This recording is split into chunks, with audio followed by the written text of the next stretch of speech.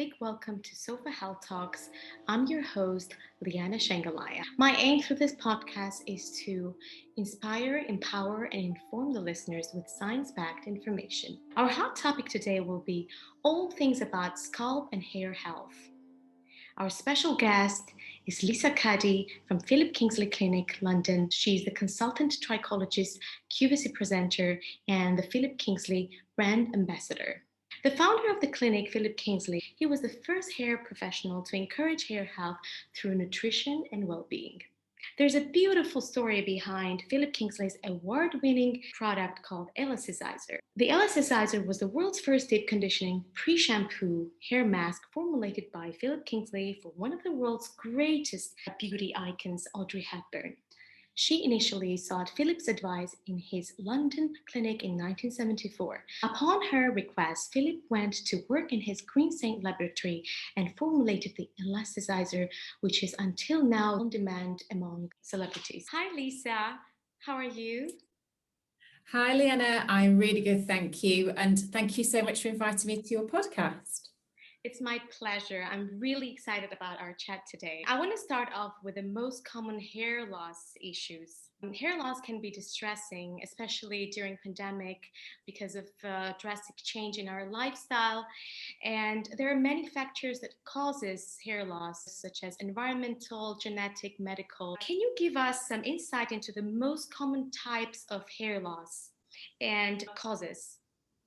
Yeah, sure.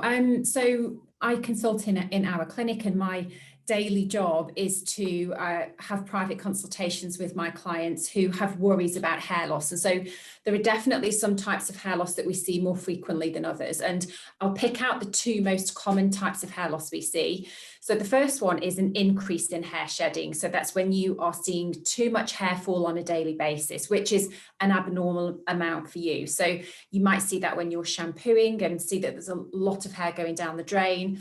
You might see that when you're brushing and handling your hair.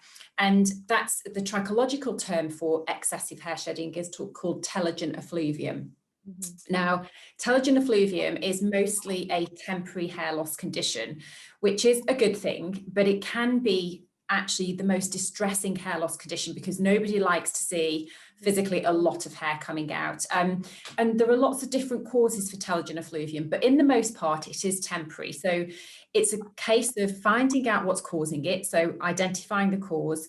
Generally, when you fix that cause, the hair shedding stops and the hair will regrow. So there's always a lot of hope for people with telogen effluvium. And the most common causes for telogen effluvium are generally nutritional deficiencies. It can be thyroid dysfunction. Stress can absolutely play a part. So we see telogen effluvium during this stressful pandemic, but also as a result of sickness and illness. So if you have had COVID-19, then you will most likely see some excessive shedding a few months later. And that's the thing about telogen effluvium. You don't see the excessive hair shedding straight after an event. It's normally a few months later. So if you've been very sick with a virus, it's a few months later. So that's telogen effluvium. It's fixable. It just takes some digging. I'm aware that Philip Kingsley Clinic is approaching holistic way to scalp health and hair health. And yeah, definitely it's important, the adequate nutrition for healthier hair.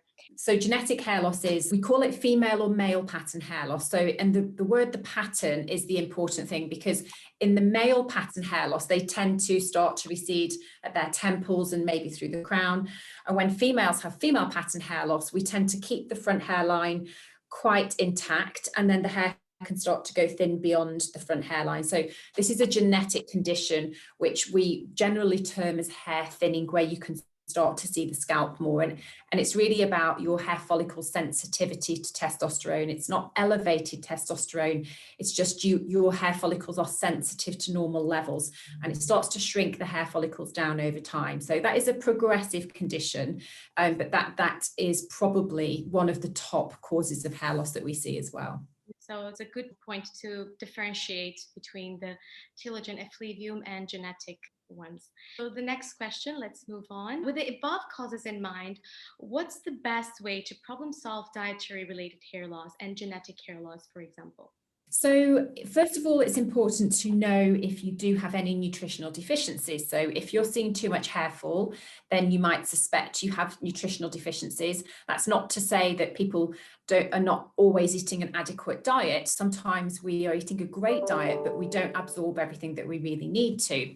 But what it can be is that we need to have some blood tests done. So first of all, if blood tests are available to you, it's good to have blood tests done for things like your iron levels, your vitamin B12, your vitamin D, just to make sure that you're not deficient in anything. If blood tests are not available to you, then you can take a targeted hair vitamin and mineral, which has just got those important ingredients in, like iron and B12, vitamin D, just to give you that safeguard to keep your levels topped up so that you know that you're having an extra boost almost to your nutritional levels. And with genetic hair loss, really what you can do is seek the advice of a dermatologist or a trichologist if that's available, because there is something you can do. You know, topical use of minoxidil is an effective way to help to improve hair growth and hair density. So there are definitely treatments out there. It's just about approaching the right professional who can really prescribe something for you or take you in the right direction of using the right products.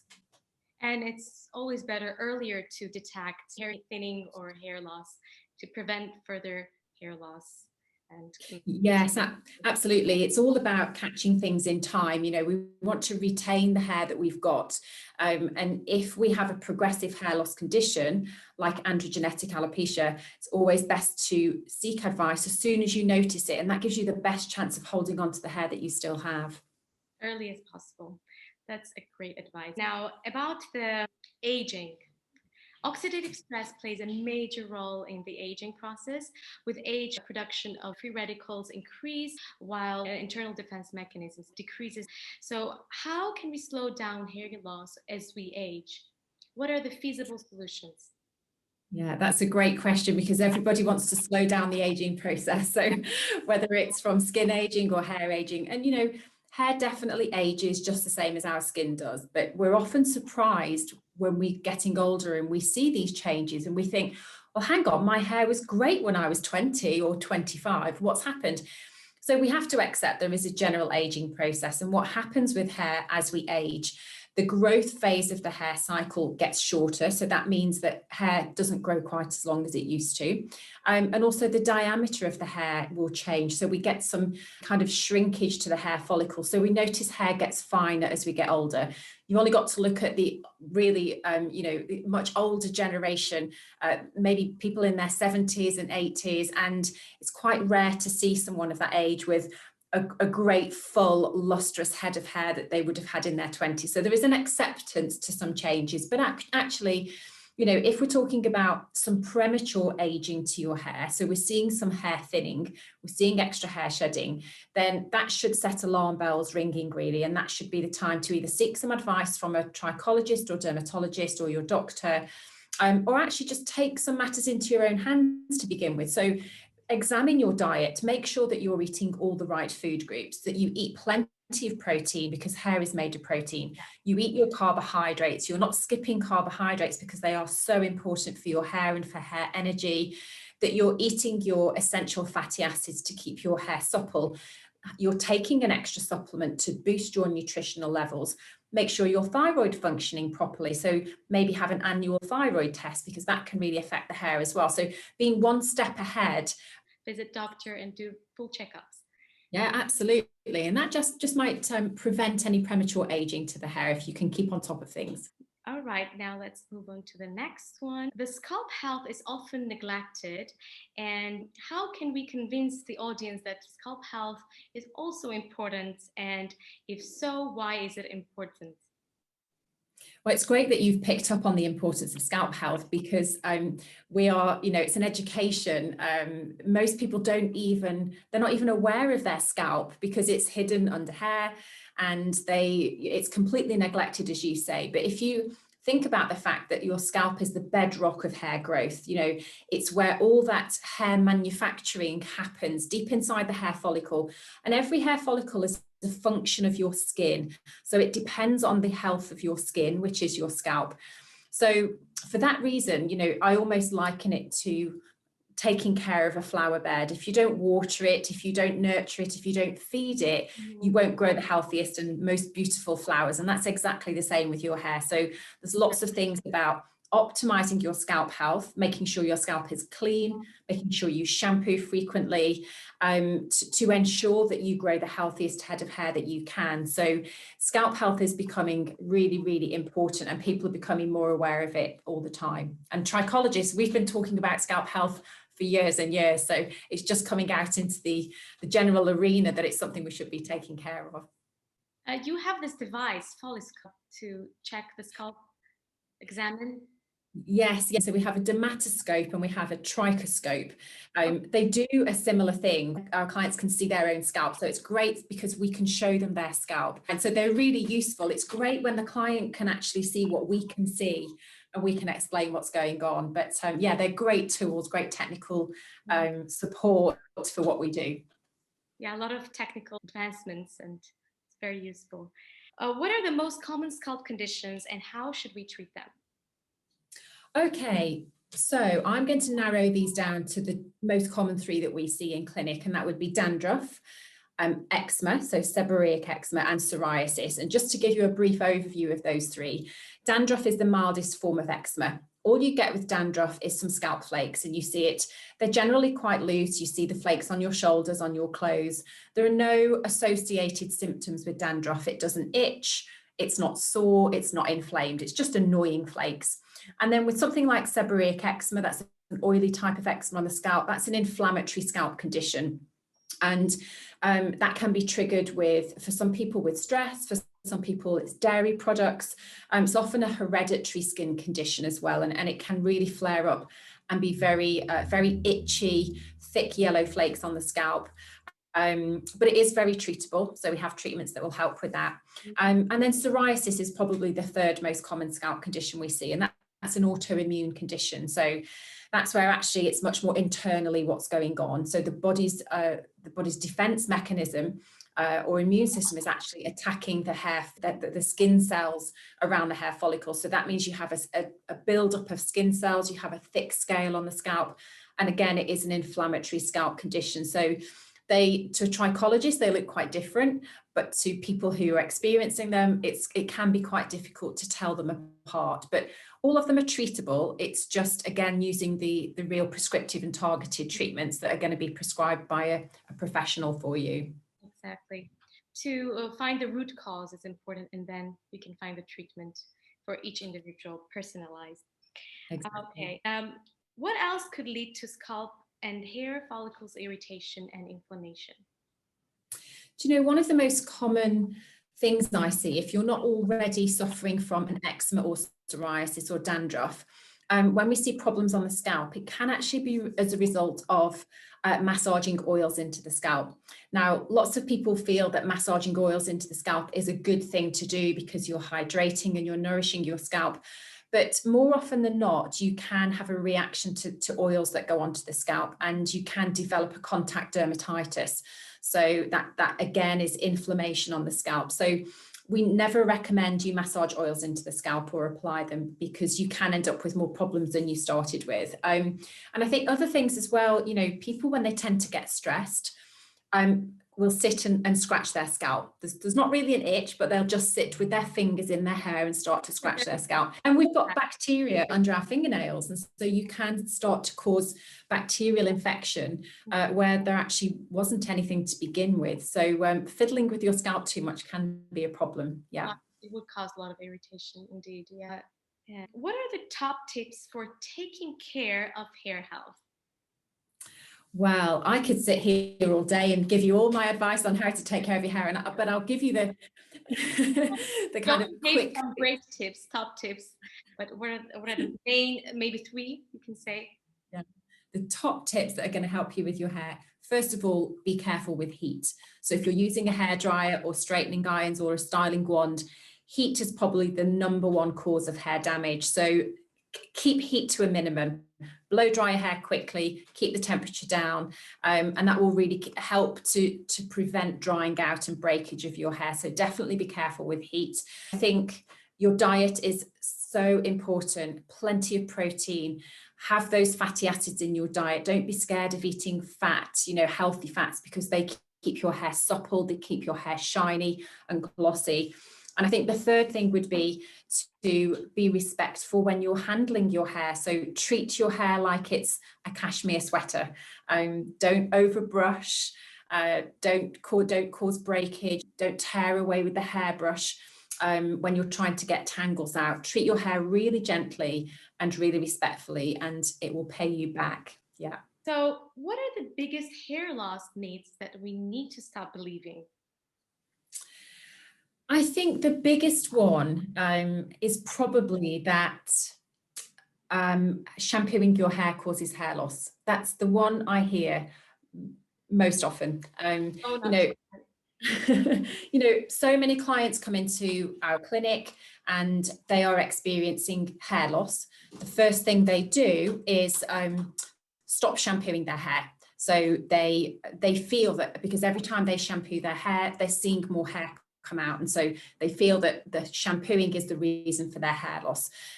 Shampooing does not cause hair loss. Those hairs that are coming out today were going to come out anyway. So it's just that you're just loosening them from the hair follicle. So if you're experiencing hair loss, don't be shy of shampooing. Still try and shampoo as normal. It's not going to make matters worse. Mm-hmm. Yeah, very true. Contrary, it would treat a lot of scalp conditions and prevent hair loss. Well, I want to touch history. Until the introduction of the first alkaline shampoos in 1933, soap was the only available cleanser for the hair and scalp. But today, shampoos are tailored for the needs of the various hair types, age, and scalp conditions. So, which hair product shall we look for in order to achieve healthier, voluptuous, and shinier hair? Well, that's a great question, because there are so many hair products out there, so much choice of shampoos and conditioners. But what I would say, first of all, is there is no shampoo out there that will make you grow more hair. There is no shampoo out there that will stop your hair from falling out if that's what's happening to you. Mm-hmm. So really that narrows it down to, what do you want to achieve with your hair? Do you want to achieve more volume? Do you want more moisture for your hair? And those things are going to depend on your hair texture. So if you have very fine hair like me, I want more volume, more body, more fullness in my hair. So I'm going to be drawn towards shampoos and conditioners, which give me more volume and more body.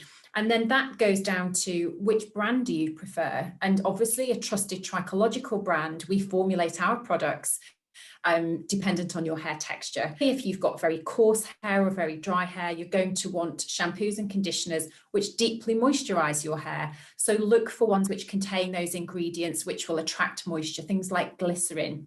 Mm-hmm. And humectants. So it's all about what you want the end result of your hair to be, and then going to a trusted brand which delivers those products with those key ingredients in. And one additional information about which harsh chemicals shall we avoid? Parabens and parfums might have some toxins. Which ones are important to avoid while choosing hair products? I often pay attention to that, and which ones are the top ones to avoid? So I would say, lots of people are now looking for products which are paraben-free, sodium lauryl sulfate-free, perfume-free. It's all about your own personal preferences. I wouldn't particularly say that sodium lauryl sulfate, for example, is a bad ingredient, but some people might find it dries their hair out. Mm-hmm. So they try to avoid it because their hair is already quite dry.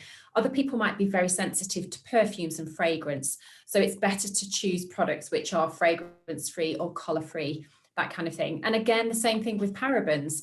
Lots of brands are becoming paraben-free, and Philip Kingsley is one that we are almost paraben-free now. And again, that's not because necessarily there's lots of evidence to say that parabens are a bad thing, but there are better choices now. Hair care has moved on, technology and ingredients have moved on. So now, it's about using that modern technology in hair care brands, but definitely there has been a shift away from sodium lauryl sulfates and parabens and highly fragranced products into the next generation of ingredients. Yeah. So the last question now for parents. What is cradle cap and how can we treat them? Calm So down the fussy parents. So parents want to do their best for their baby's scalp and hair. So cradle cap, there is an increase in skin cell turnover. So normally we're turning over our skin cells every 28 days, but with cradle cap, it's almost like in the eczema family. So you have an increase in skin cell buildup. So you get these thick flakes on the scalp and it really compacts the hair down and it's quite difficult to remove. And it is an inflammatory condition. It can sometimes be because of the milk that the baby's drinking. So it can be a response to the milk. But often most babies do grow out of it. It does disappear over time. But really, I think the most gentle way to deal with cradle cap is to make sure you're still shampooing the baby's hair. It's important to do that. But olive oil, just olive oil warmed up very gently and massaged onto the scalp and left for a short period of time, and then massage again once it's really softened the scale and shampoo away. And you will find it starts to really soften that scale and you can start to lift it away over time. So you don't need any harsh products or harsh chemicals, just good old olive oil warmed up, and that should help with the job. That's very helpful. Oh, I think we're done for now. And thank you so much for your time. And I hope we meet again. Oh, well, thank you so much for inviting me. It's been a pleasure to talk to you, Liana. It was a pleasure as well. Thanks for tuning in and see you in the next episode.